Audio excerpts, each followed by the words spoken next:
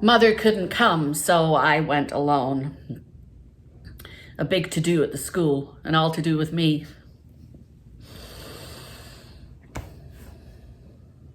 Don't mind her moaning, vying for the spotlight once again. She does have a complex, never so unhappy at the happiness of others. I told her she should have been an actress. The gala was a hybrid virtual in-person event. Hybrid. A word I never anticipated would be such a frequent addition to my vocabulary. I wish there was a different word, something beautiful. Hybrid sounds like a machine. The nominees sat together, loosely spread out, if I'm being honest, along a dais in the gymnasium. There were a couple of funny folks with rulers measuring chair-to-table distances, but they should have been using those rulers on the place settings. The utensils were a mad jumble. That wouldn't have been permitted a year ago. About a dozen or so tables, but the brunt of our viewership came from the planet Zoom.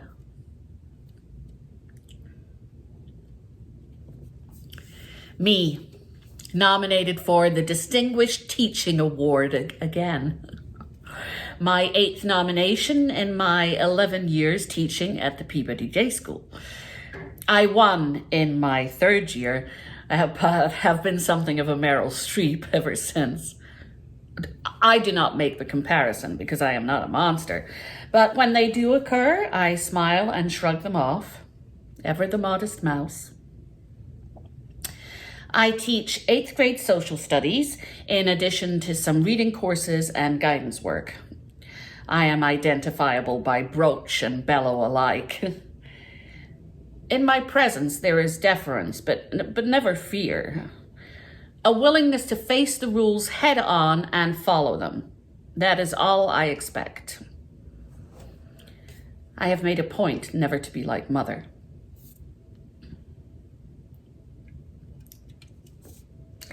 Some of the girls mistake me for a sister or a nurse, or on rare afternoons, a warden. I enjoy teaching, but I ration smiles and mirth, luxuries which ought to be used sporadically in a classroom setting. The absence of laughter does not a villain make.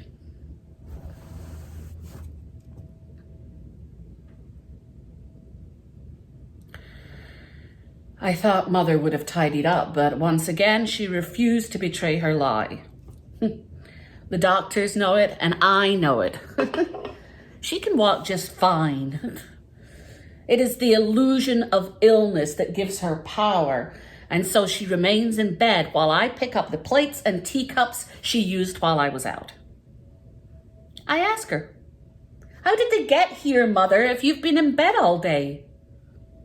She points to the wall, quivering hand. "They're coming," she says. "They're coming through the walls." Nobody's coming, I tell her. "I can hear them in the walls, scratching. The woman next door, she's scratching her way in." Night, Mother. When they called my name, I took to the podium moments after a young man bathed the altar in disinfectant. The performance of cleaning so often more important than the destruction of disease and bacteria. Here's a word for you. Optics. No matter. I spoke into the microphone, made eye contact with the infrequent few brave enough to meet my gaze. "Thank you all," I said. "I do this because I care about you. It has been the highest honor to instill knowledge and inspire curiosity, to let your minds have the courage to run free. And although I am retiring at the end of the year, I cherish all you have done for me at Peabody." Collective gasp. I have to move on, you see. A man I used to know is coming for me at the end of the year. He runs a large business in Texas. A large business in a small town, he assures me, is conservatively progressive, as all towns ought to be. I call him Texas, and he calls me Teach.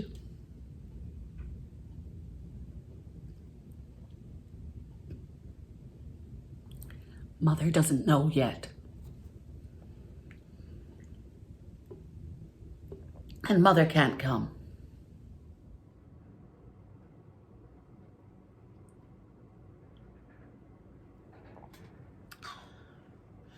I sit with Mother while she eats supper, 1,000,000 pillows propping her up. I am your burden, she says. Yes, Mother. I bet you wish I was dead, she says. If you'd like, Mother. I watch her eat. A suspicious glare in my direction follows each spoonful of carrot ginger soup. We went to Provincetown in summer when I was a little girl. I say from nowhere. The memory just appears to me. I adjust her bedding, press it down. I am forever tucking her in. Provincetown, I say again. You hated those trips, snaps Mother.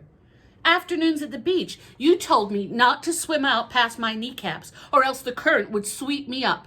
And there were no other beaches or hamlets. We were the furthest point, the very tip of it, you'd say.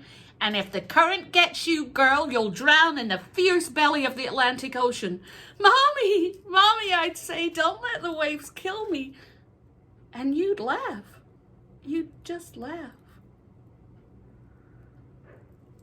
Why do you like to remember the bad? Asks Mother.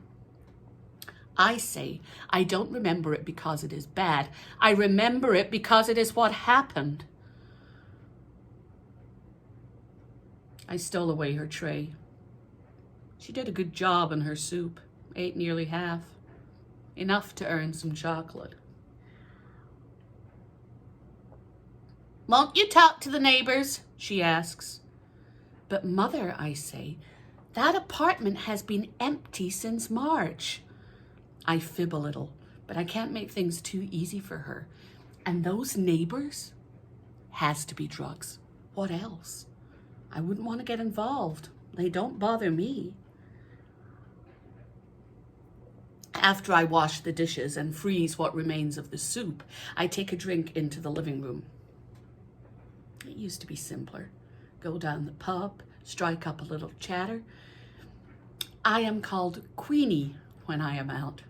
The origin of my nom de plume a mystery to me, but I can't outrun it. Those wandering ghosts at the bar know me as a hospital administrator and not a teacher, but I'm not sure where that profession came from, and I thought better than to question it. You can't sit at a bar anymore. You can look at the bar through the window from your table outside, but that limits my options. The only person I can flirt with is the bartender. In terms of lovemaking, waiters are a 7, but bartenders hover around a 9.5. So I try to snag one when available, which can mean endless trips to the bathroom.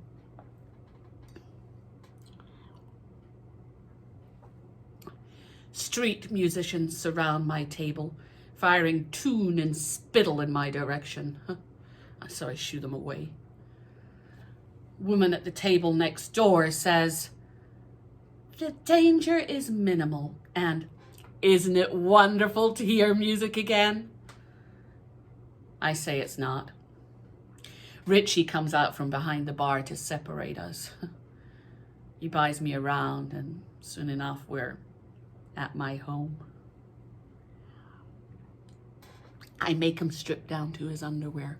I won't tolerate a man who can't maintain a clean pair of tidy whities, so there is a small inspection before we can get down to it.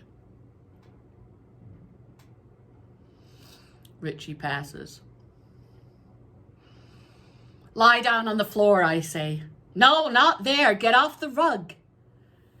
For this occasion, I change into my tallest black leather boots, which come up to just below the knee. Can I have a pillow? Richie asks. I step on his face to quiet his nerves. Then I dance on his Jimmy Jam and take sips of my beer, spilling a little on him now and then.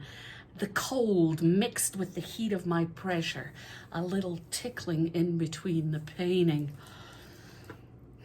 He screams and begs for mercy.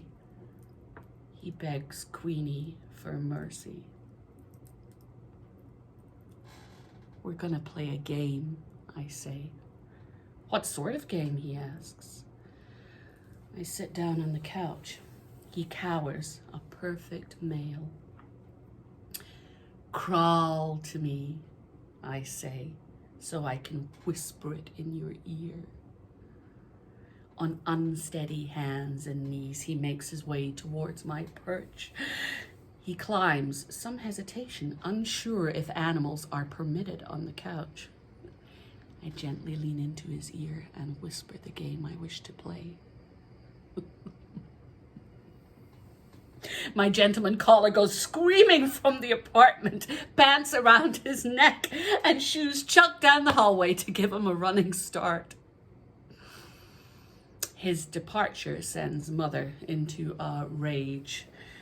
It should be noted that she does not approve of my games.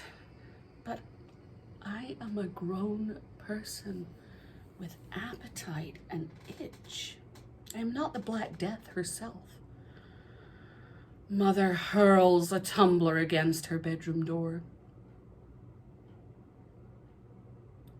It takes ages to clean up glass.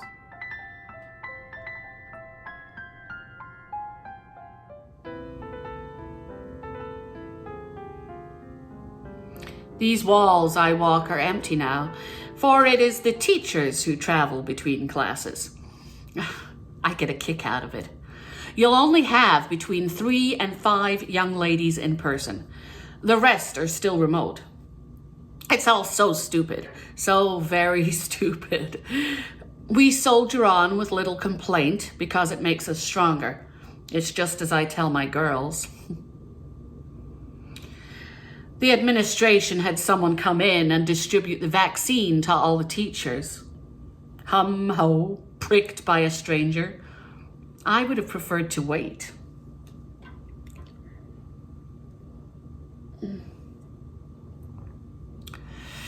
I knock on Principal Norman's door. You wanted to see me, I say. As I enter, Principal Norman makes a show of backing his chair away from me, even although the distance between us was wide enough already. Have a seat, he says. He adjusts his mask. Why? I wonder, as it was resting evenly on his face. Then he bathes his hands in lavender hand sanitizer. I am instantly nauseous and grateful to my mask for shielding a grimace. Men should not flirt. We need you, he says. I do my best to expel a little sympathy from my eyes. I'm moving on, I say. He begs for at least one more year, a lazy ramble with mention of times when everything goes back to normal. I inform him normal will never exist again, politely enough, I hope. He asks me what I will do, and I tell him I'm moving to Texas, which is apparently in his mind a joke, because he laughs. On my way back to my class, I wonder why he didn't ask after Mother. She isn't sick. She's got stage 4 hypochondria. She diagnoses herself on alternating days with celiacs, Crohn's, fibromyalgia, a trinity of human misfortune, only ever acknowledged during Wheel of Fortune commercial breaks. She's weak. That's all. I can see it. In all the years I've taught at Peabody, nobody asked me what she's sick with. what she's got. And it isn't down to manners, candor, tact. No, it's distance. The distance you have to death.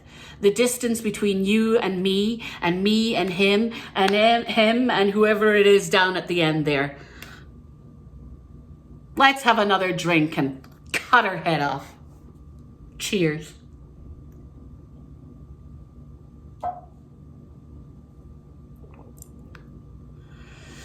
When I get home, I realize Mother has been out of her room, going through my drawer again. All my letters from Texas. She's crossed through his love letters with cheap red lipstick. I won't confront her. She's jealous. No use in reasoning with jealousy. I figure she needs a bit of air in her room, so I open her windows and turn off her radiator. She likes the whistling wind. She's always going on about it. Spring vacation means more time to devote to Mother. I do wonder what the students need a vacation from. Remote learning is a vacation. Half of them Zoom in from their beds. It's not right. I don't want to be in their bedrooms. Did you talk to the neighbors? Mother asks. There aren't any neighbors, I say. I push her chair close to the window. The windowsill is wide enough to sit our drinks and a bowl of chips. It is a rare privilege for Mother to join me in my drinking. A beer for her. I drink a beer as well, but I keep a bottle of scotch in the kitchen should I need additional assistance. You can't retire, she says. I thought you'd be pleased. It means we can spend more time together. Another fib. Well, I should have let you drowned, she says. Drown, I correct her. Drowned.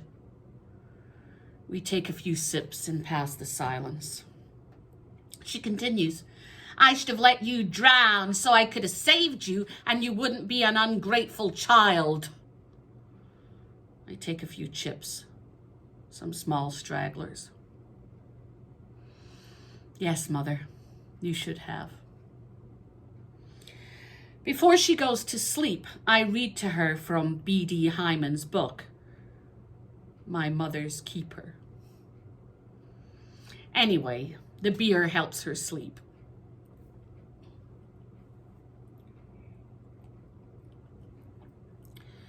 Sometime later, I am snuggled on the couch and I hear a knock at the door. It's too soon for my Texas man, and anyway, there was talk of sending a limousine to fetch me, as his work rarely forgives him any time away.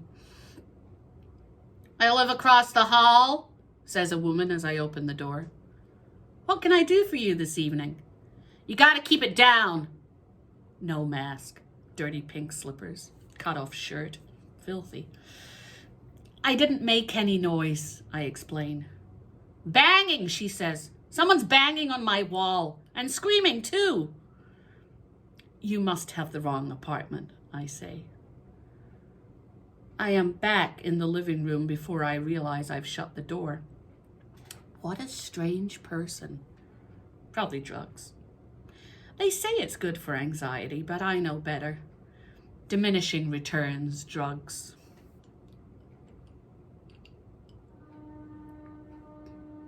I wonder if she's still there, standing in front of my door. I go back to the hall.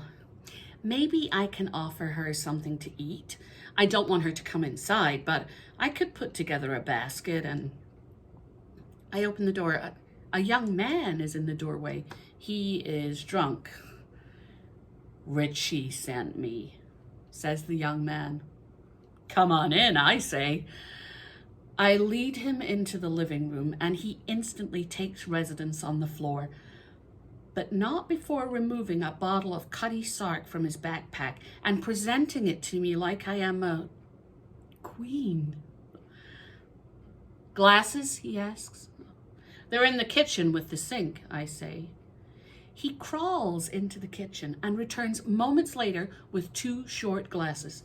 A mild success for a man on all fours. He must be one of the bussers. You must be one of the new bussers, I say. Yes, Queenie, he says. This would have to be the last time, with Texas on the horizon. My goodness, what would he think of me? Texas is a gentleman, and a gentleman is not so common as to have a fetish. He begs me to change out of my loafers and into what he calls the boots.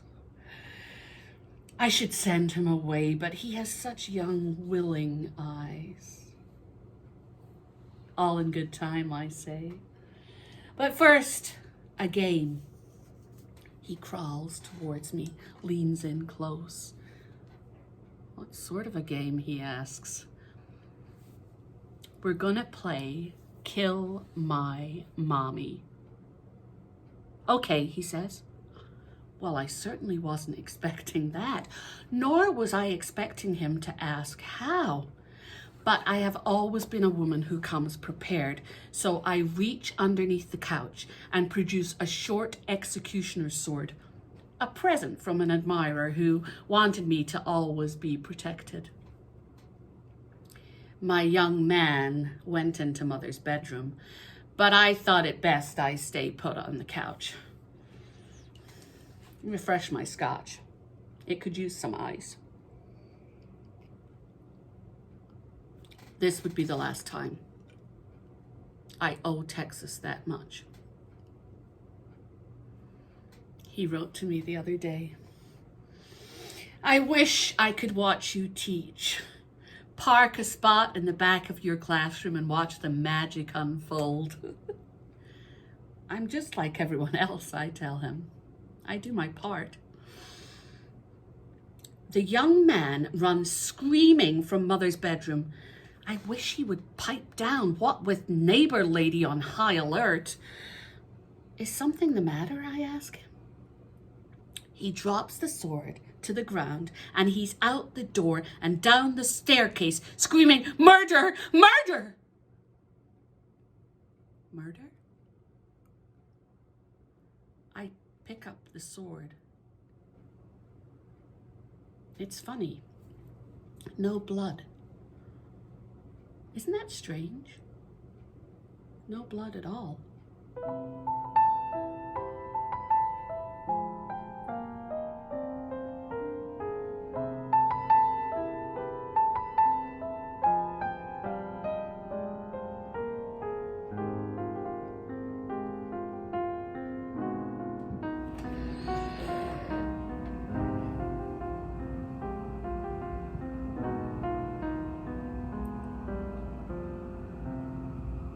My students pitched in and got me flowers.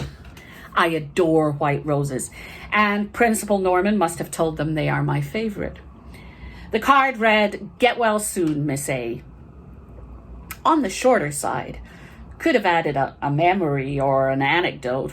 I would have. I wonder what Principal Norman said about my being out. I don't have access to my phone in here. What a relief to unplug.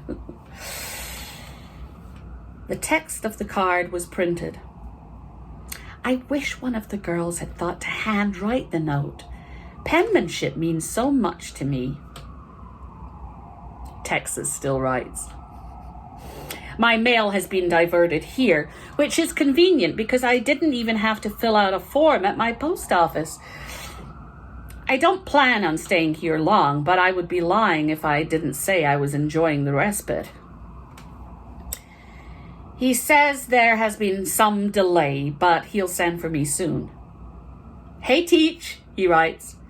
Instead of a limousine, I'll send a Rolls Royce, a great big one. How does that sound? That's fine. That's just fine.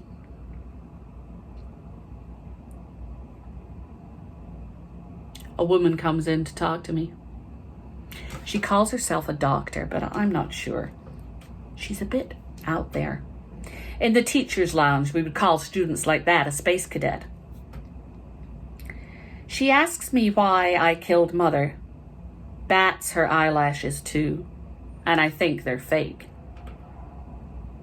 I didn't kill Mother. Scribble, scribble in her notebook, but I wish I had. I sent a letter off to Principal Norman.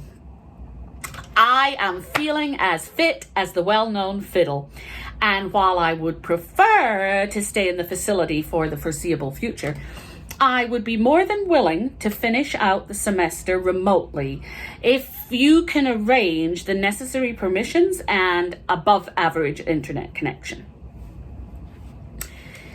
He hasn't responded yet. I wrote to my landlord explaining the abruptness of my situation. Mother fell ill and we needed to get her the right help. And you know how mothers can be.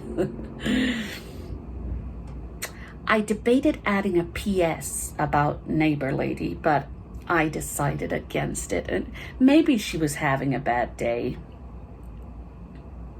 The doctor peeks over my shoulder.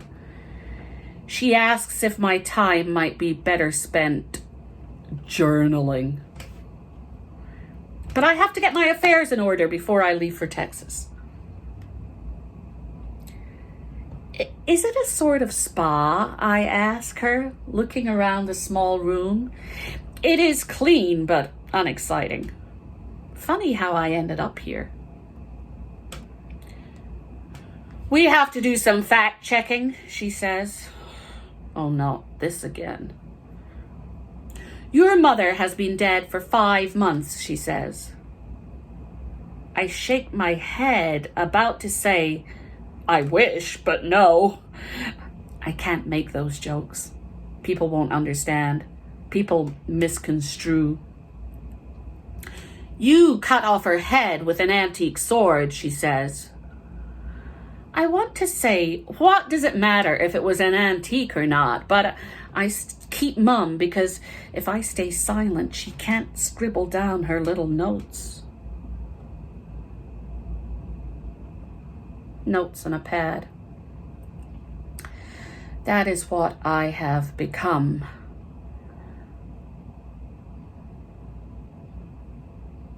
What have you done with the rest of the body?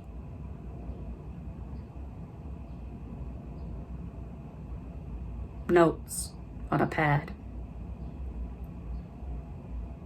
The seniors will be graduating soon. I received my invitation yesterday. I knew it was coming because Principal Norman called earlier in the week asking if I would give an address at graduation. I humbly declined. Important work here. The next adventure. I'm becoming a small celebrity. I am the case to study. A dozen or so doctors and interns file in all throughout the day.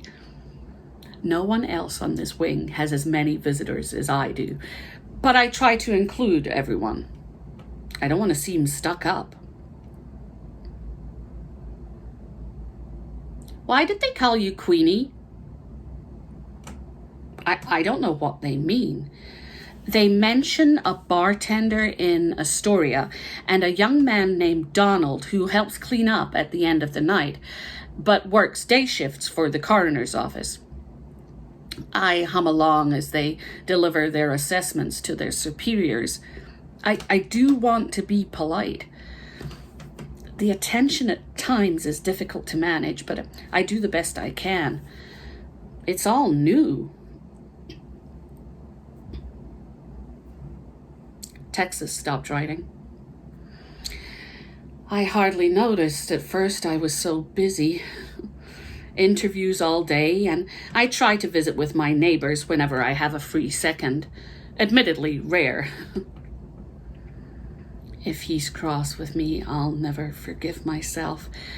But I had to tell him I've postponed my journey south for a time.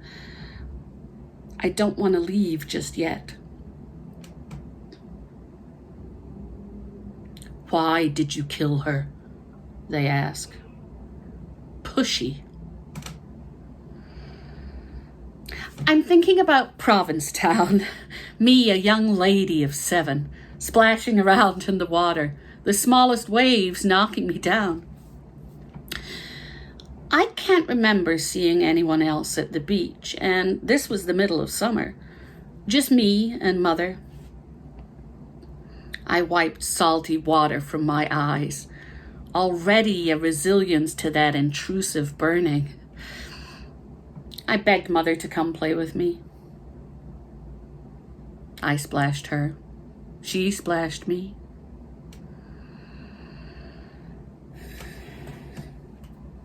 I look around the room at my fan club. Where is Mother? I ask them. Is she all right? I hope she's being nice to the staff wherever they put her. It's not this floor, I checked. She can be a handful at times, and she isn't really sick. But if these doctors are worth their pudding, they'll realize that soon enough.